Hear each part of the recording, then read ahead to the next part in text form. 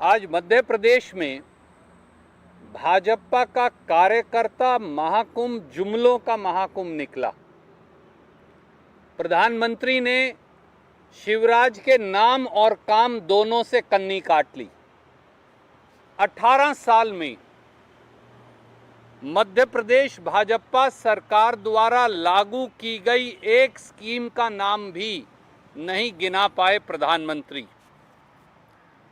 करोड़ों रुपया पानी की तरह बहाकर मध्य प्रदेश में आयोजित किया गया भाजपा का कार्यकर्ता महाकुंभ आज हारी हुई शिवराज सरकार की तरह ही फ्लॉप शो साबित हुआ। 10 लाख कार्यकर्ता जुटाने की ढींगें, पूरे मध्य प्रदेश के वाहन और सरकारी बसों को पकड़कर लगा देना, इसके बावजूद भी कार्यकर्ता तो दूर 50,000 लोग भी जमा नहीं कर पाई भाजपा। और कई बातें तो चौंकाने वाली थी, जैसा मैंने कहा। पहली, प्रधानमंत्री ने शिवराज के नाम और काम दोनों से कन्नी काट ली। दूसरी, 18 साल में मध्य प्रदेश में भाजपा सरकार द्वारा क्रियान्वयन की गई, लागू की गई एक स्कीम की चर्चा करना भी पीएम ने वाजिब नहीं समझा, क्योंकि प्रधानमंत्री जानते हैं कि शिवराज सरकार की सारी योजनाएं भ्रष्टाचार की भेंट चढ़ चुकी हैं।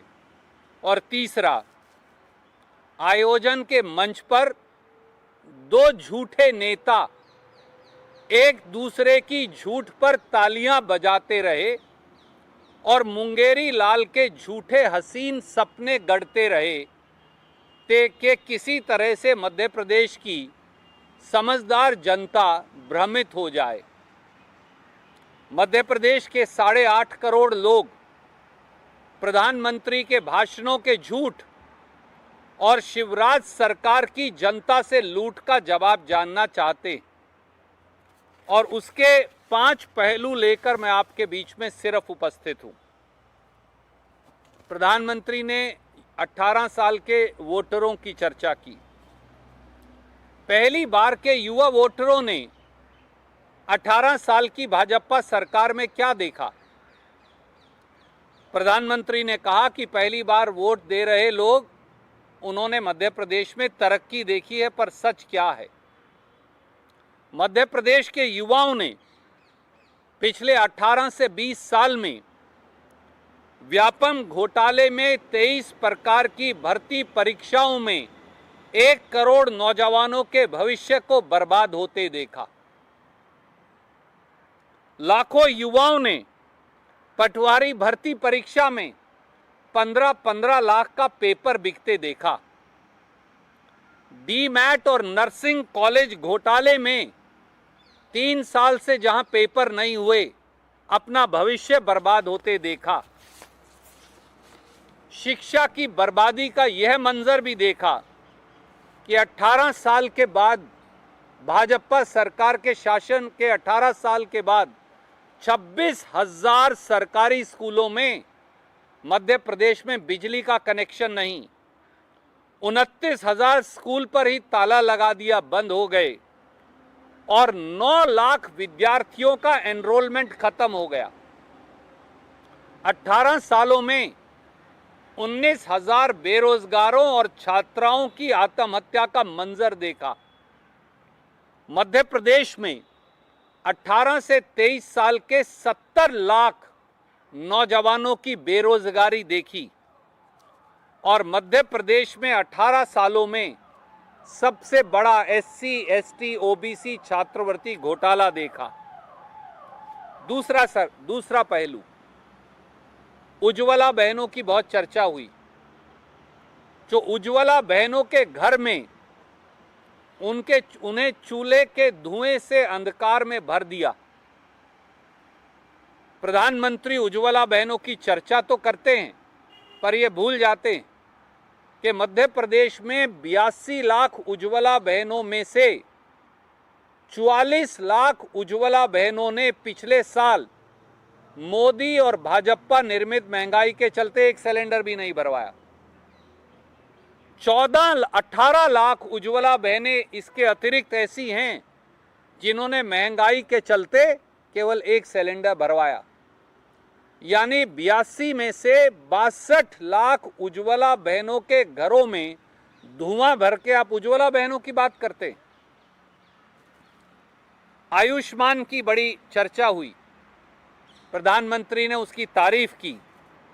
शायद सीएजी की रिपोर्ट भी पढ़ लेते, क्योंकि सीएजी की रिपोर्ट में प्रधानमंत्री जी मध्य प्रदेश में बताया गया कि कोविड के दौरान शिवराज सरकार ने मुर्दों तक का इलाज कर दिया। किसानों की आमदनी की चर्चा हुई, आमदनी नहीं हुई दुगना, दर्द हुआ 100 गुना। गेहूं की चर्चा हुई। काश अपने खुद के मध्य प्रदेश से आने वाले देश के कृषि मंत्री से ही बात कर लेते।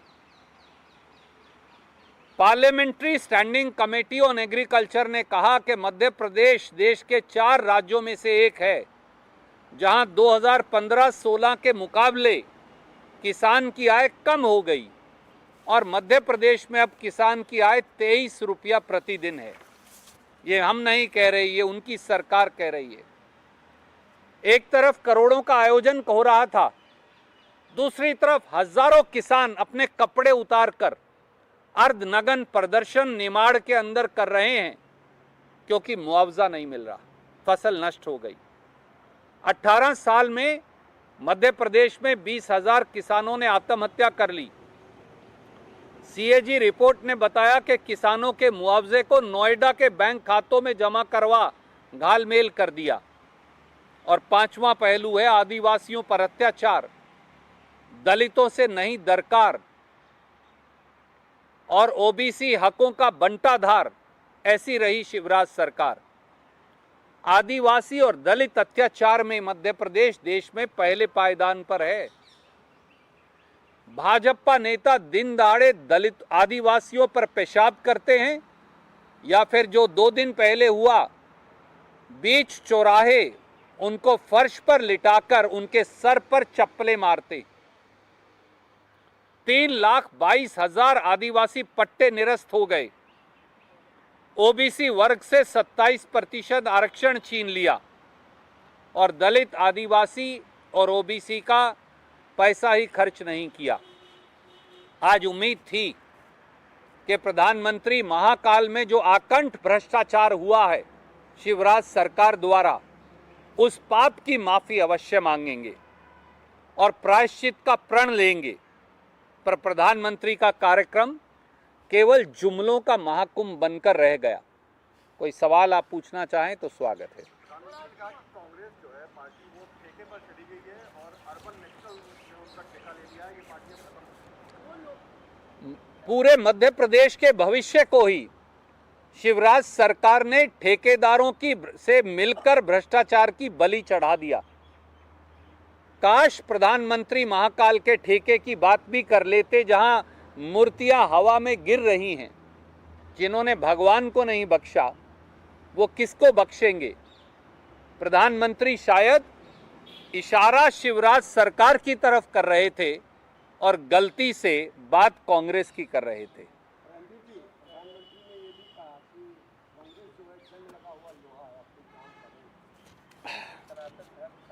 लोहा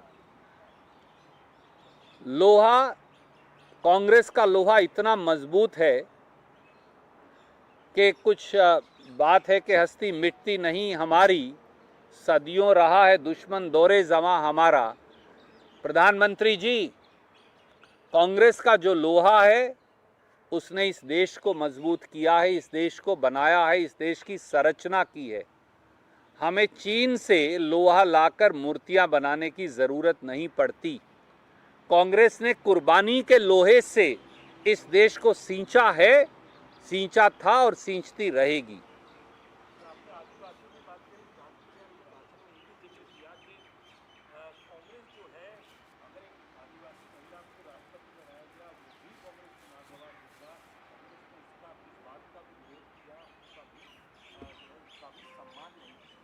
काश प्रधानमंत्री जी ये बताते कि 68% के साथ आदिवासी अत्याचार में मध्य प्रदेश पहले पायदान पर क्यों है? काश प्रधानमंत्री ये बता पाते कि 3,22,000 आदिवासियों के पट्टे मध्य प्रदेश में क्यों खारिज हो गए। काश प्रधानमंत्री माफ़ी मांगते कि उनके नेता आदिवासियों पर दिन दहाड़े पेशाब करते हैं और जो 2 से 3 दिन पहले हुआ कि सर पर उनको चप्पलों से पीटते हैं, क्या ये आदिवासी और दलित सम्मान है भाजपा का? इस पर कम से कम माफ़ी मांगकर प्रायश्चित ही कर लेते, ऐसी उम्मीद तो थी। सर, महिला आरक्षण बिल पर प्रधानमंत्री ने कहा कि मजबूरी में आकर वो खट्टे मन से महिला अलायंस की महिला आरक्षण बिल का समर्थन। मैंने मध्य प्रदेश में भी ये कहा था, महिला आरक्षण बिल है क्या? गांव में हमारे यहाँ माँ या दादी खिचड़ी बनाती है चूल्हे पर, तो खिचड़ी चूल्हे पर रख दी, बोले बेटा 10 साल के बाद आना फिर ये खिचड़ी खाना। जैसा श्री राहुल गांधी जी ने कहा, ओबीसी वर्ग को, पिछड़े वर्गों को आरक्षण क्यों नहीं? महिलाओं को, पिछड़े वर्गों की महिलाओं का क्या कसूर है? ये आरक्षण आज से लागू क्यों नहीं हो सकता? इसके लिए आप कह रहे हैं पहले सेंसस करेंगे। 2021 में सेंसस होना था, आपने किया नहीं। अब चुनाव आ जाएगा, 24 में आप करेंगे नहीं। 26 में 91 संशोधन जो बिल है, कॉन्स्टिट्यूशन बिल, उसकी तारीख आएगी, तो आप 26 के बाद करेंगे। कब सेंसस होगा? कब डिलिमिटेशन कमीशन बनेगा? कब डिलिमिटेशन होगा? कब सीट बनेंगी? कब उन्हें आरक्षण मिलेगा? यानी अगले 10 साल तक कुछ मिलने वाला नहीं। ये मोदी जी का एक और जुमला है। इसलिए अगर इस पर सवाल पूछा जाए तो गलत क्या है?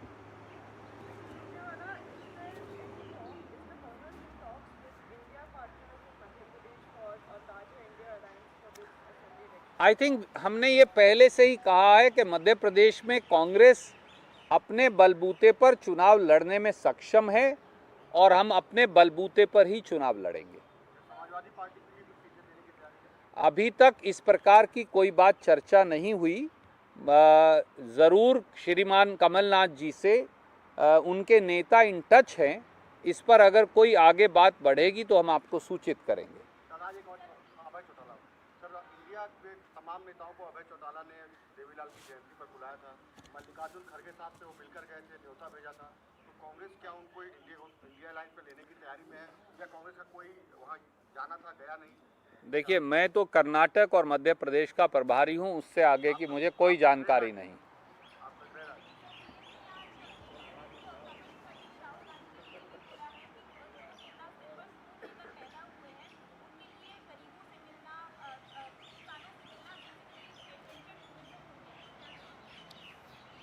दुर्भाग्य से इस देश के भिन्न भिन्न समाज और पेशों में काम करने वाले लोगों का दर्द अब भारतीय जनता पार्टी के नेतागण ना समझते हैं, ना आत्मसात कर सकते हैं। अगर श्री राहुल गांधी हमारे ट्रक ड्राइवर साथियों से मिलते हैं, अगर श्री राहुल गांधी पेशे से जो हमारे मैकेनिक भाई हैं उनकी बात उठाते हैं, अगर वो हमारे कुली साथियों की बात उठाते हैं, अगर वो देश के किसान की पीड़ा को आत्मसात करते हैं, साझा करते हैं, हाईलाइट करते हैं, तो भाजपाइयों के पेट में दर्द क्यों होता है? जो काम मोदी जी को करना चाहिए, जो काम मध्य प्रदेश में शिवराज सिंह को करना चाहिए, वो देश में राहुल गांधी और मध्य प्रदेश में कमलनाथ जी, दिग्विजय जी, अरुण यादव जी, जीतू पटवारी जी, कमलेश्वर पटेल जी, ओमकार मरकम जी हमारे नेता कर रहे हैं। और इस बजाय इसके के तकलीफ जाने और आंसू पहुंचे, वो मरहम लगाने वालों का मजाक उड़ाकर अपने अहंकार को प्रदर्शित कर रहे हैं।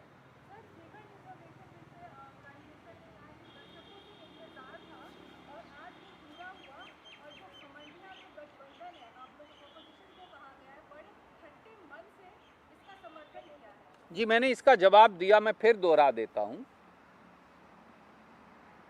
विमेन रिजर्वेशन लागू कब होगा? क्या इसका कोई जवाब मोदी जी दे सकते हैं? राहुल गांधी जी और हम सब बार बार पूछ चुके हैं।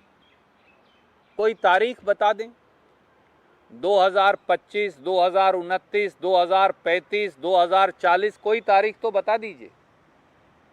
हमारा इतना ही उनसे सवाल है। और दूसरा ये है कि पिछड़े वर्गों की महिलाओं को विमेन रिजर्वेशन में आरक्षण क्यों नहीं? आपने विमेन रिजर्वेशन को सेंसस से क्यों जोड़ दिया?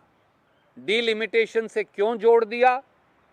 आपके पास आज 542 सीटें हैं, 33% आरक्षण दे दीजिए, हो गया आरक्षण, बाद में बढ़ती रहेंगी। सर,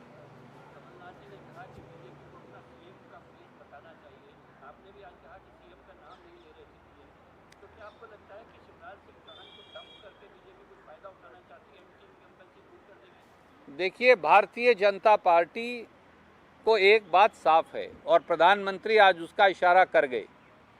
प्रधानमंत्री शिवराज सरकार के नाम और काम दोनों से कन्नी काट गए। तो ये व्यक्ति विशेष नहीं, वो अपनी पूरी सरकार की एक स्कीम नहीं गिना पाए। कितने शर्म की बात है। प्रधानमंत्री किसी प्रदेश में जाएं जहां 18 साल से उनकी सरकार हो, 18.5 साल में एक स्कीम ना बता पाए प्रधानमंत्री कि मध्य प्रदेश में भाजपा की सरकार ने एक स्कीम लागू की। क्या यह नहीं दर्शाता कि हारी थकी बौखलाई छटपटाई भारतीय जनता पार्टी ये जान चुकी है कि उनकी राजनीतिक विदाई का समय आ गया है और जैसा डूबते को तिनके का सहारा, भाजपा को जुमलों के महाकुंभ का सहारा।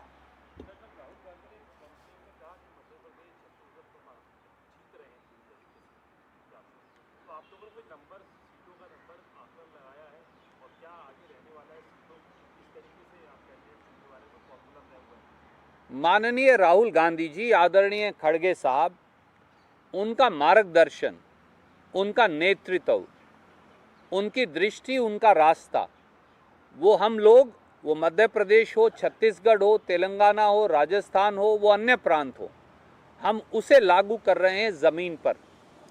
और जो ज़मीन से उन्हें डायरेक्ट खबरें आ रही हैं, उन्होंने उसके आधार पर ये कहा कि मध्य प्रदेश के लोग, छत्तीसगढ़ के लोग कांग्रेस सरकार को वापस लेकर आने और मध्य प्रदेश के लोग सरकार के बदलाव का संदेश उनके चेहरे पर साफ लिखा है। और जिस प्रकार से कांग्रेस की 11,400 किलोमीटर की 7 जन आक्रोश यात्राएं चल रही हैं, आज उसका 7वां दिन है।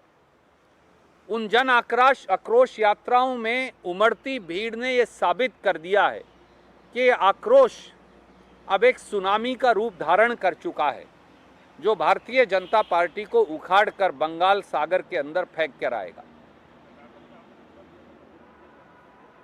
मध्य प्रदेश का नंबर है 150 प्लस। आप तब भी नहीं मानते थे मेरी बात। मैं आज विनम्रता, अहंकार से नहीं, बड़ी विनम्रता से कहता हूं आपसे और मध्य प्रदेश के लोगों से। मध्य प्रदेश के लोग चोरी की गई सरकार और चोरी से बनाई हुई सरकार और चोरों और गद्दारों को भगाने का मन बना चुके। इस बार वो इतना संख्या बल देंगे कि कोई प्रजातंत्र का चीरहरण ना कर पाए।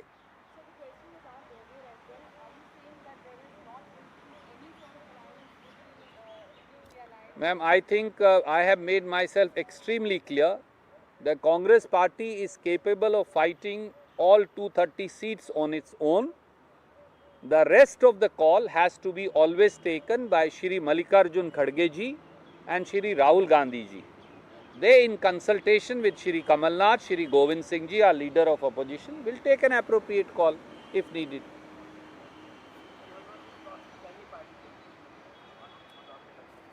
जो भी दूसरे दल हैं, वो उनसे हमारे प्रदेश कांग्रेस के अध्यक्ष श्री कमलनाथ जी इन टच हैं।